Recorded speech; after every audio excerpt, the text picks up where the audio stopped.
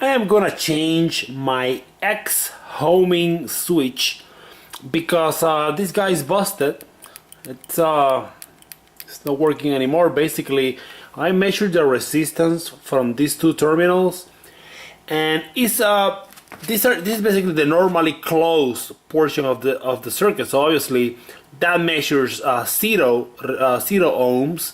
When you push the plunger in, it should open the circuit, and in a good circuit, in a good switch, that is basically mega ohms, like 20 mega ohms. But on this guy, it's only kilo ohms. So the machine doesn't have the capability of seeing an open circuit, and that's why this guy is not working.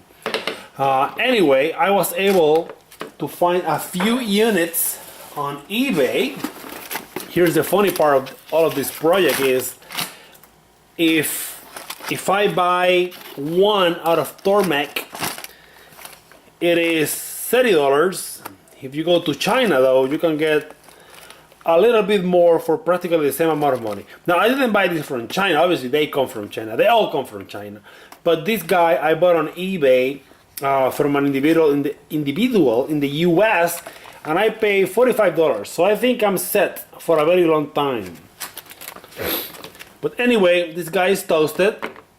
I'm gonna put one of the new ones. First thing to do, however, is I cleaned up this guy. This sleeve goes like this, and it will be screwed in here. But the important thing to have in consideration is that I'm gonna have to put a big load of sealant. Here is the sealant, the silicone sealant that came out. This is all busted, of course.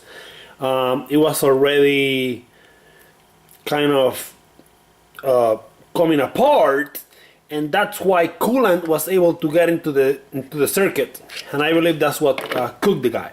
So anyway, these two guys, you know what, I'm gonna cut them up because it's really hard to screw those guys in and make a good interface, and I believe that might be why there were like crevices and little places where the coolant could go in. So it will be way easier to seal it without these guys. All I want to know is, excuse me, man, this cold is killing me. All I want to do is document that these two pins are J21 and J22. Because of course I'm going to cut that away and I will not know 3 years down the road. But now I have it on video, so I will know. I went to Home Depot and bought these two products. GE silicone 100%, kitchen, bath, sink, top, tile, countertop. You know, if you go to Home Depot, you're not going to find the CNC version of this. So I imagine any of them will do.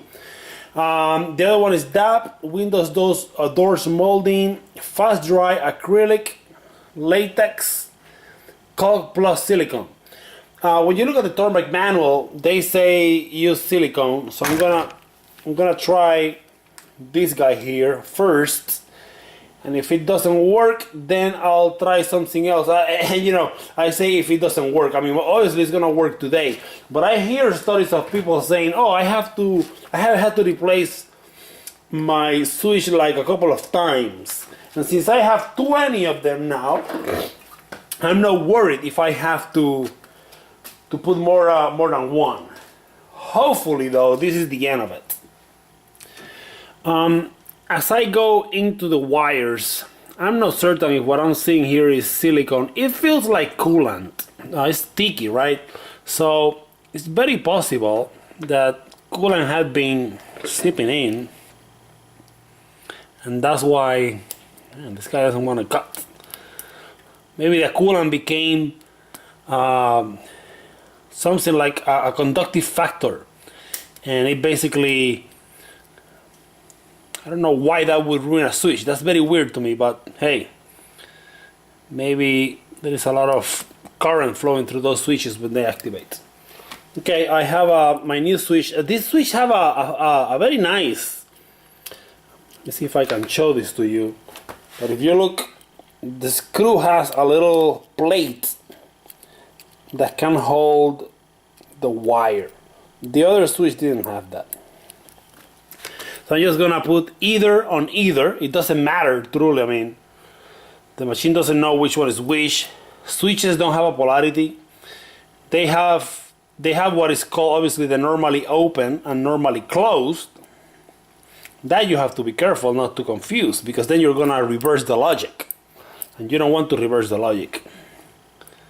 Then it will always be homed, and of course the machine is not gonna like it. I have wired the guys. Now these guys are supposed to be bent in such a fashion that you can put this guy like this, and there is not a lot of space, so this has to be pressed in. But before I do that, I need to fill this guy up with silicone.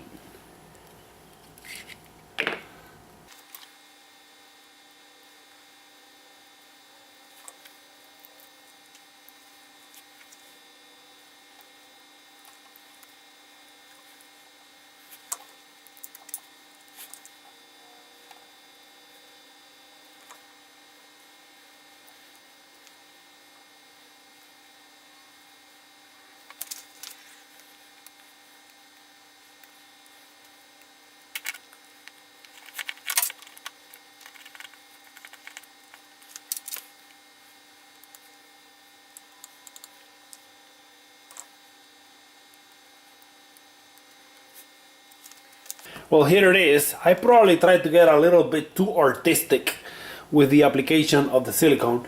But my goal was to ensure that there is no path for the water, the coolant water, to go inside of the structure. Because obviously it's very possible that the coolant improves the electrical conductivity of the water, and if so, that would explain why these switches die. I mean, let me tell you something about switches. These guys, the switch usually lasts anywhere between 1,000 and 10,000 actuations, and there is no way this is a switch that gets activated that much. I mean, even if you home your axis once per day, which I can assure you I have never done in my life, but it takes a while. It takes many years to reach 10,000 actuation. I mean, some of these switches should be way much more than 10,000. So it's very hard to believe that this guy died because of how many times he got actuated. And in fact, I'm going to open it up and see what the heck is inside. But I can tell you that the failure was not mechanical. Because if it was mechanical, then it would have been, I would have not been able to see a change in transition. The problem was electrical. Most likely there was some kind of arcing, and that's what caused the failure. Now, the arcing could have happened inside, in which case the water conductivity would have played no role whatsoever in here. And if that's the case, it doesn't matter what I have done with the silicone down there. The switch is gonna die regardless. So just because I add a silicone and I am foolproof in terms of water going into the sensor, is not gonna guarantee that this guy is gonna last longer. Maybe that is just a reality that the voltages inside of this guy are so high that there is some arcing, and then of course that's going to accelerate the death of the switch. I'm gonna wait 30 minutes until the silicone is cured, and then I can start playing with this. Well, the machine is up and running, so I am a happy camper. But I wanted to look inside of this guy, so my plan was to route with the milling and just create a cross section. However, as I was clamping this on the vise, it basically came apart, and that allowed me to look inside, and what we see here is the elements that make up the switch. What I found, which is very intriguing, is that apparently humidity seeped in here.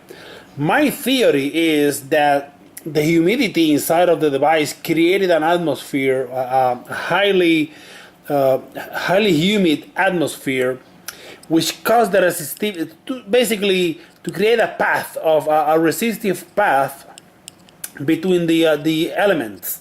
And the reason why I believe that is because now when I measure the resistance between these two terminals, it looks great. So that's very odd. I mean, basically the switch now electrically will work. Of course, mechanically it's completely busted, but that's okay. I mean, I don't care about that. It raises a concern, however, that if throughout time humidity seeps in here, then that's gonna create a problem. So obviously, insulating this guy from water is of crucial importance. And pretty much any other switch in the machine, the X and Y, namely, because C is pretty far away, so I don't see the Z axis home switch getting too wet. But anyway, that's very enlightening information. I had never experienced anything like this.